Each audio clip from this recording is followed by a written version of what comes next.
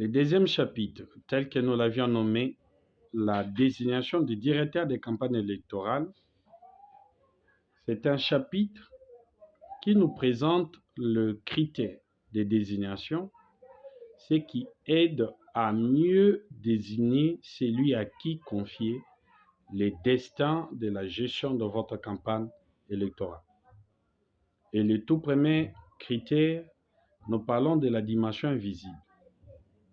Quelque part, nous avions dit ici qu'une élection qui n'est pas encore gagnée dans l'invisible ne le sera pas dans le visible.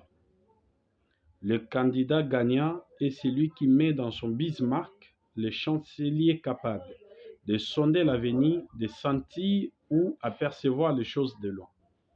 Nous disons ici que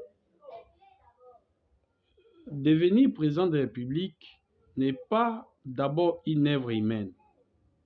Nous sommes de ceux qui croient que être président, être député, être sénateur est préalablement ou principalement une œuvre divine.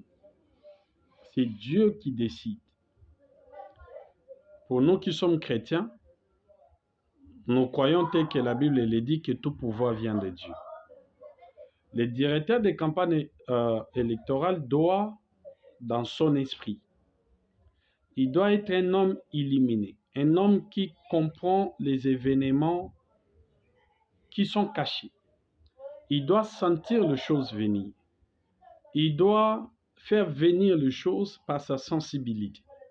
Voilà même pourquoi nous parlons du flair de Vital Kamerhe, l'odorant de Vital.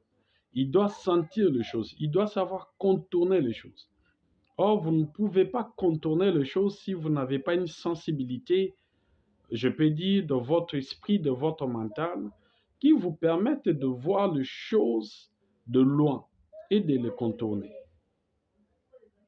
C'est comme ça qu'à travers ces critères, comme nous l'avions dit, nous sommes allés essentiellement nous fonder par rapport à ce qui s'est passé en Égypte, lorsque ce pays a été confronté à un problème à la fois économique et politique, et aussi social. Nous connaissons l'histoire, ce pays a connu un moment de crise de 7 années, et 7 années d'abondance. Le président de l'époque, Pharaon, alors qu'il cherchait celui qui devait résoudre ces problèmes-là, il a posé les critères. Il a dit, où trouverons-nous un homme qui a l'esprit de Dieu, un homme qui a l'intelligence et la sagesse pour nous faire sortir dans cette crise? C'est-à-dire que un directeur de campagne électorale doit être un homme dont son esprit sonde les intentions du cœur de Dieu pour comprendre ce qui se passe, afin